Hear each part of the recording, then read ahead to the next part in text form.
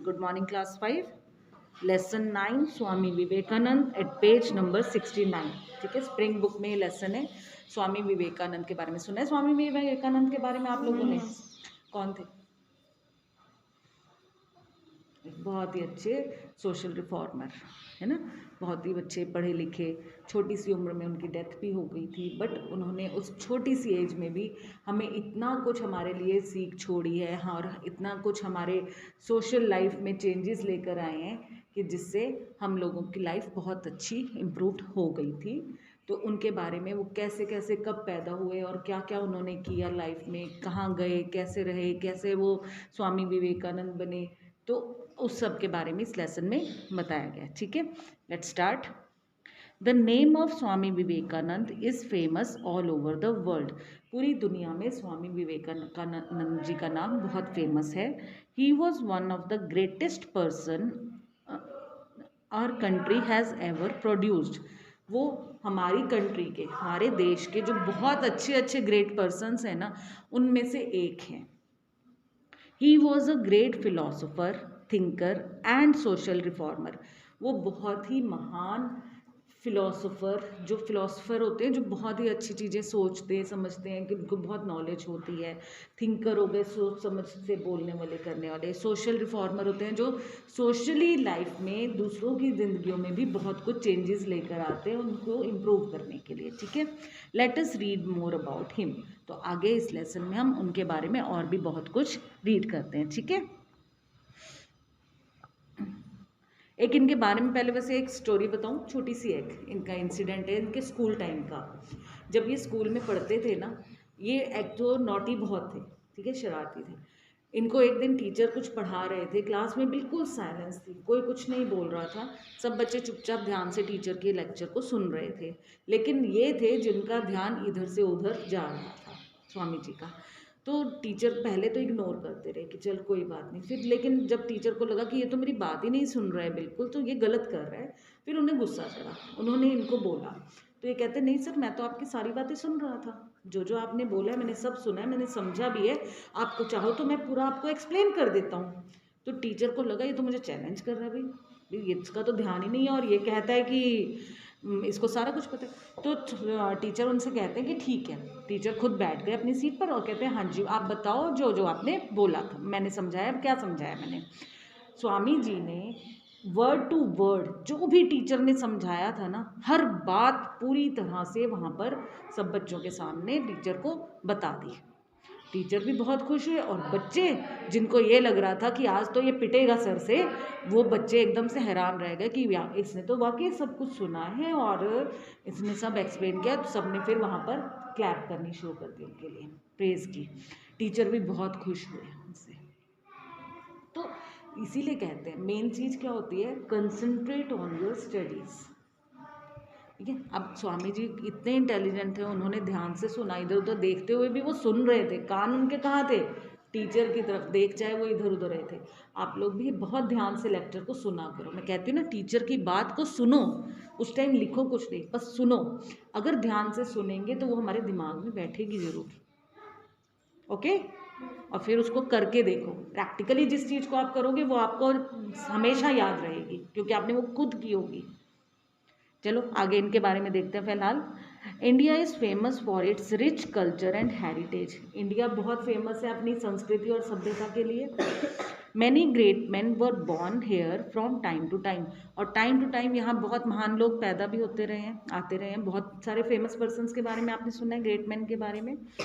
They worked for the welfare of the poor and illiterate people and made their names immortal in the history of our country.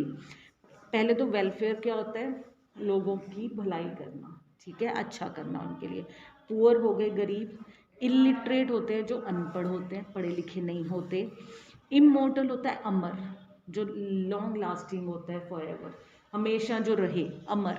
ठीक है, तो ऐसे जो famous persons थे Indian, उन्होंने लोगों के, गरीब लोगों के, अनपढ़ लोगों के, ज़रूरतमंद लोगों की हेल्प की, उनको कुछ ना कुछ सीख दी, कुछ समझाया, उनके लिए कुछ ना कुछ काम किया, जिसकी वजह से वो ग्रेट मैन बने और अमर हो गए। अमर ही हो गए ना, देखो कितना पुराने हैं ये स्वामी जी भी। लेकिन अभी तक भी हम लोग इनके बारे में सुनते हैं, पढ़ते हैं, जानते हैं, और आगे भी अब आगे की जनरेशन्स को भी पढ़ाएंगे, बताएंगे उनके बारे में। तो ये अमर ही हो गए ना बेटा। Swami Vivekananda was one among those great man, और ऐसे ही महान लोगों में स्वामी विवेकानंद जी की गिनती भी होती है। He was a great philosopher, religious leader and a social reformer. ये फिलोसोफर आपको भी बताया था, थिंकर जो होते हैं। रिलीजियस लीडर क्या हुआ, रिलीजन से रिलेटेड होता है ना, धार्मिक। रिलीजियस लीडर जो धर्म को, रिलीजन्स को आगे बढ़ाने के लिए उनके बारे में लोगों को बताते हैं, करते हैं, ठीक है। He work for the welfare of mankind. Mankind क्या है, ह्यूमन बींग्स, जितने भी लोग हैं उनके भलाई के लिए, वेलफेयर में भलाई के लिए काम करते थे। Swami Vivekananda is regarded as one of India's foremost nation builders. और स्वामी विवेकानंद जी को इंडिया के जो लीडिंग बिल्डर्स हैं ना, मतलब कि जो देश के लिए कुछ करते हैं, ऐसे लोगों में गिना जाता है। Many famous national and international leaders and philosophers like Mahatma Gandhi, Jawaharlal Nehru, Subhash Chandra Bose and doctor Martin Luther King were influenced by his thoughts. और ये सब लोग हैं, ये सब लोग भी स्वामी विवेकानंद जी के थॉट्स, उनके विचारों से इन्फ्लुएंस हुए थे, मतलब कि उनको बहुत अच्छे लगे थे, उनसे प्रभावित हुए थे, ठीक है। अब नेक्स्ट पेज पे देखते हैं बेटा। हाँ जी, again Swami Vivekananda was born on 12th January 1863 in an affluent family in Calcutta, जिसको आप कहते हैं, हम कोलकाता के नाम से जानते हैं ना, पहले कलकत्ता कहते थे, अब हम किस नाम से जानते हैं, कोलकाता। तो स्वामी विवेकानंद जी का 12th January 1863 में एक बहुत ही well to do family, affluent होता है वेल टू डू, जो बहुत अच्छे से रहती है, यानी पैसे की भी कमी नहीं है और सभ्य भी बहुत है, ऐसी अच्छी फैमिली में उनका जन्म हुआ था। हिज फादर, उनके फादर कौन थे, Vishwanath Datta was a famous lawyer. उनके फादर का नाम था विश्वनाथ दत्ता और वो एक बहुत ही फेमस वकील थे। He was very kind and liberal and had a progressive outlook in social and religious matters. और उनके फादर कैसे थे, बहुत ही दयालु, जो सबकी भलाई करते थे, दान पुण्य बहुत करते थे, और सोशली भी वो बहुत ही ज़्यादा, धार्मिक तौर पर भी और सामाजिक तौर पर भी वो बहुत ही ज़्यादा आगे रहते थे, एकदम अप टू डेटेड रहते थे। His mother Bhuvaneswari Devi was a pious and religious women. और उनकी जो मदर थी, जिनका नाम था भुवनेश्वरी दीदी, वो भी बहुत ही नेक और धार्मिक लेडी थी, ठीक है। Swami Vivekananda real name was Narendra Nath Datta. Swami ji का रियल नेम क्या था, Narendra Nath Dutta. Since childhood, he was very intelligent and his memory was very sharp. बचपन से ही वो बहुत इंटेलिजेंट भी थे और उनकी याददाश्त, मेमोरी भी बहुत तेज़ थी, तभी तो वो जो मैंने अभी इंसिडेंट बताया वो हुआ। अगर इंटेलिजेंट नहीं होते, मेमोरी शार्प नहीं होती, तो क्या ऐसा होता नहीं ना, एक बार सुना और याद हो गया, ठीक है। He got his primary education at home from A private tutor. उनकी शुरुआती जो पढ़ाई लिखाई हुई थी ना, वो एक प्राइवेट ट्यूटर होता है जो घर पर ही आकर पढ़ाते हैं आपको, टीचर, उनके थ्रू हुई थी, ठीक है। वो स्कूल नहीं गए थे कहीं, उनको घर पर ही कोई पढ़ाने आते थे teacher. He learned his subjects very quickly, और उन्होंने अपने सारे सब्जेक्ट बहुत जल्दी से पढ़ लिए। He had read the Ramayana and the Mahabharata and could recite from them. उन्होंने रामायण और महाभारत भी पढ़ी थी और उसमें से बिना देखे उसके दोहे वगैरह कई चीज़ें उसके बारे में वो बिल्कुल बोल लेते थे, उन्हें याद थी, मेमोराइज थी। He was also a great sports man, और बहुत ही अच्छे वो स्पोर्ट्स मैन भी थे। He learn wrestling, boxing, gymnastics and swimming at an early age. और छोटी उम्र में ही उन्होंने ये सब कुछ सीख लिया था, क्या क्या, wrestling, boxing, gymnast and swimming, okay. However he was also very naughty as well, और वो शरारती भी बहुत थे, नॉटी भी बहुत थे, ठीक है। आगे देखो, he took admission at Scottish Church College Kolkata for further studies. और आगे की पढ़ाई करने के लिए उन्होंने कोलकाता में ही स्कॉटिश चर्च कॉलेज में एडमिशन लिया। It was here he came in contact with the western thoughts. और वहाँ पर पढ़ते हुए उन्होंने पश्चिमी सभ्यता के बारे में भी सुना, उसके थॉट्स के बारे में भी सुना, और उनसे भी वो इन्फ्लुएंस हुए, प्रभावित हुए। He had a deep knowledge of Indian religions culture and thoughts also, और इंडियन कल्चर की, इंडियन रिलीजन्स की भी उन्हें बहुत ही गहरी नॉलेज थी, बहुत अच्छे से जानते थे वो।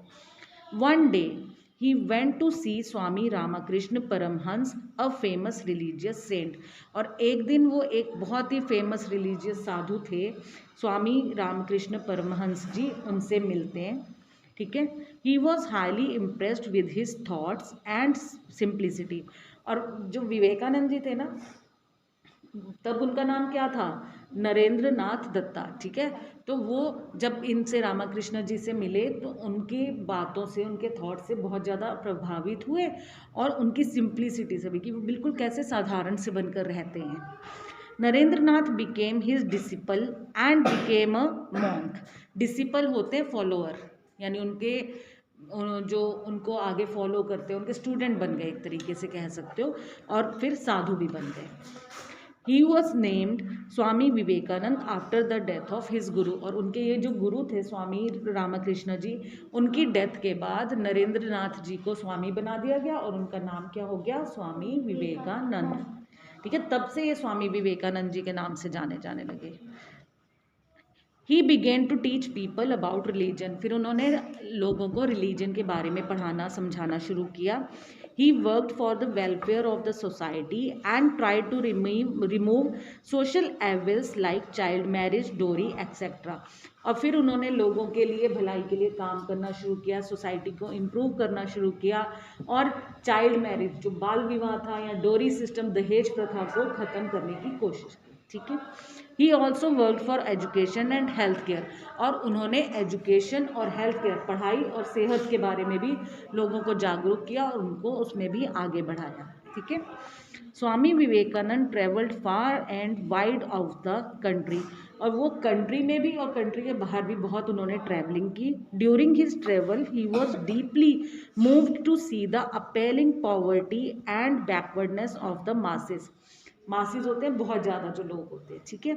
और अपेलिंग पॉवर्टी का मतलब है वेरी शॉकिंग, बहुत, जिनको देख के इतनी गरीबी, जिसे देख के बंदा एकदम से शॉक रह जाता है ना, हैरान कि इतनी गरीबी है यार। तो इस तरह से उन्होंने जब ट्रैवल कर रहे थे तो उन्होंने बहुत गरीब लोगों को देखा और पिछड़े हुए लोगों को देखा। He knew well that the real cause of India's downfall was neglect of the masses, और उन्हें ये चीज़ समझ भी आ गई थी कि इंडिया का जो ये बैकवर्डनेस है, जो ये ड्रॉप पीछे इतना है इंडिया, उसका रीज़न ही मेनली है कि ये जो इतनी ज़्यादा मात्रा में बैकवर्ड लोग, गरीबी है, उसकी वजह से। भाई पढ़े लिखे भी नहीं है, इतने गरीब है, पढ़ लिख भी कैसे सकते हैं, ना उनके पास पैसे हैं ना कुछ, ठीक है। खाना तो उन्हें मिलता नहीं, तो कहाँ से पढ़ाई लिखाई करेंगे। The immediate need was to provide food and other bare necessities of life to the hungry millions. Hungry millions यानी मिलियंस ऑफ पीपल थे जो भूख से मर रहे थे, जिनको भूख लगती थी, लेकिन उनके पास इतने पैसे नहीं थे कि वो कुछ खा सके।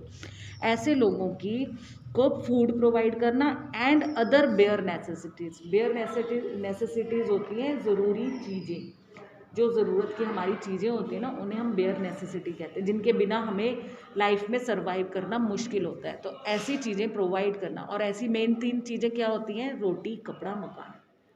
हमें फूड, हमें शेल्टर और क्लोथ्स चाहिए होते हैं, सबसे मेन हमारी ये बेसिक नेसेसिटी है। तो ये सब पूरा करना है, okay. For this they should be taught improved methods of agriculture, village industries etcetera. और ये सब करने के लिए क्या ज़रूरत थी, लोगों को खेती के बारे में, और छोटे छोटे कोई उद्योग लगा लो, घर पे बैठे कुछ काम कर लो, ऐसी चीज़ों के लिए उन्हें जागरूक करना कि भाई आप ये सब करके भी पैसे कमा सकते हो और अपनी ज़िंदगी को इम्प्रूव कर सकते हो। In 1893, he attended the World Parliament of Religion at Chicago, यानी अमेरिका। 1893, ठीक है, 1893 में उन्होंने शिकागो, अमेरिका में एक World Parliament of Religion attend किया। On 11 September 1893, at the beginning of his speech, और 11 सितंबर 1893 को जब उन्होंने अपनी स्पीच स्टार्ट की तो क्या हुआ, देखते हैं क्या हुआ वहाँ पर। जब उन्होंने अपनी स्पीच स्टार्ट की, he addressed the audience as my sisters and brothers of America. उन्होंने लोगों को कैसे बोला, मेरे प्यारे भाइयों और बहनों अमेरिका के, ठीक है, अमेरिका के नरेंद्र मोदी जी भी ऐसे ही बोलते हैं ना, भाइयों और बहनों, तो लोग कितने खुश होते हैं। तो ऐसे ही जब विवेकानंद जी ने जब इस तरीके से एड्रेस किया वहाँ के अमेरिका के लोगों को, तो वो लोग कैसे हुए, उन्हें कैसा लगा, देखो। It won the heart of the people and hall reverberated with clapping that continued for full 5 minutes. लोगों का दिल जीत लिया उन्होंने ऐसी बात करके, ठीक है। He won the heart of the people, लोगों का दिल जीत लिया। और हॉल में क्या हुआ फिर, क्लैपिंग की आवाज़ गूंजने लगी। रिवर्बरेटेड होता है इको, इको क्या होता है, गूंजना, ठीक है। तो उनकी आवाज़, क्लैपिंग की आवाज़ गूंजने लगी। और कब तक होता रहा ये, पूरे 5 मिनट तक। 5 मिनट तक लोग खुशी के मारे तालियां ही बजाते रहे, ठीक है। It was because he placed the women prior to men and addressed the whole world as members of his family। और ऐसा क्यों हुआ, क्योंकि उन्होंने देखो कैसे बोला, my sisters and brothers। उन्होंने पहल किसको दी, विमेन को, लेडीज़ को, ठीक है। और लेडीज़ को उन्होंने मैन से पहले पहल दे दी, और ऊपर से उन्होंने सबको अपना बताया, अपनी फैमिली बताया। तो इसलिए सब बहुत खुश हुए और क्लैप करने लगे थे। People were so impressed that they followed wherever he went। इतना लोग उनसे प्रभावित हुए कि जहाँ भी वो जाते थे ना, उनके पीछे पीछे चल पड़ते थे। Many people became his disciples or devoted friends। और बहुत सारे ऐसे लोग थे जो उनके फॉलोअर बन गए और उनके ही प्रति डिवोट हो गए। डिवोट होने का मतलब क्या होता है कि वो जो कह रहे हैं, जैसे कह रहे हैं, जो काम उन्हें सौंपा गया उसको करना ही करना है, पूरे डेडिकेशन के साथ, ध्यान से, ठीक है। Among them was Margaret Noble, later known as Sister Nivedita. उन्हीं में एक थी मार्गरेट नोबल, जिन्हें बाद में सिस्टर निवेदिता के नाम से बुलाया जाने लगा। Nivedita even came to India with Swami Vivekananda and dedicated her life in educating girls in Kolkata. Even जो ये सिस्टर निवेदिता थी यानी मार्गरेट, ये इंडिया भी आई उनके साथ, विवेकानंद जी के साथ इंडिया आई और कोलकाता में ही रहने लगी, यहीं रह गई। उन्होंने पूरी लाइफ अपनी यहीं बिताई और क्या किया, यहाँ पर गर्ल्स को पढ़ाया, ठीक है। इन जून 1899, जून 1899 में क्या हुआ, he went to America on a second visit. वो अमेरिका गए दोबारा। After delivering many lectures there he return to India in December 1900। और फिर वहाँ बहुत सारे लेक्चर्स स्पीचेस देने के बाद वो दिसंबर 1900 में वापस इंडिया आ गए। The rest of his life was spent in India inspiring and guiding people. और उसके बाद वो जब तक रहे तब तक इंडिया में ही रहे और लोगों को समझाते रहे, सिखाते रहे। नेक्स्ट आगे देखो। Incessant work, especially giving lectures and inspiring people, told upon Swamiji's health। Incessant का मतलब होता है not breakable, जिसको ब्रेक नहीं किया गया, लगातार करते रहे, हर वक्त वो यही सब करते रहे। क्या करते रहे, लोगों को लेक्चर देना, उनको इंस्पायर करना, प्रभावित करना। और उससे क्या हुआ, स्वामी जी की हेल्थ पर असर हुआ। जब आप हर टाइम काम करते रहोगे, आराम भी नहीं करोगे तो क्या होगा, सेहत बिगड़ेगी ना, ठीक है। His health deteriorated and the end came quietly on the night of 4th July 1902। 1902 में की 4th जुलाई की रात को क्या हुआ, उनकी तबीयत बहुत ज़्यादा खराब हुई। और फिर क्या हुआ, this great saint died at the young age of only 39। और 39 ईयर्स की एज में ही ये इनकी डेथ भी हो गई, ठीक है। His life always inspires and teaches us that only long life is not necessary to achieve success and glory। और उनकी लाइफ से हमें ये शिक्षा मिलती है, हमें पता लगता है कि सक्सेसफुल होने के लिए, चमकने के लिए बहुत लंबी ज़िंदगी की ज़रूरत नहीं है। आप थोड़े समय में भी बहुत कुछ कर सकते हो, ठीक है। His most famous statement to the people was, लोगों को जो उन्होंने बहुत सारी बातें बताई थी ना, उनमें से एक बहुत फेमस बात है, arise awake and stop not till the goal is achieved. कि जब तक तुम्हें जो करना है वो तुम कर नहीं लेते ना, तब तक जागो जागो जागो, रुको मत, बिल्कुल नहीं रुकना, उठो।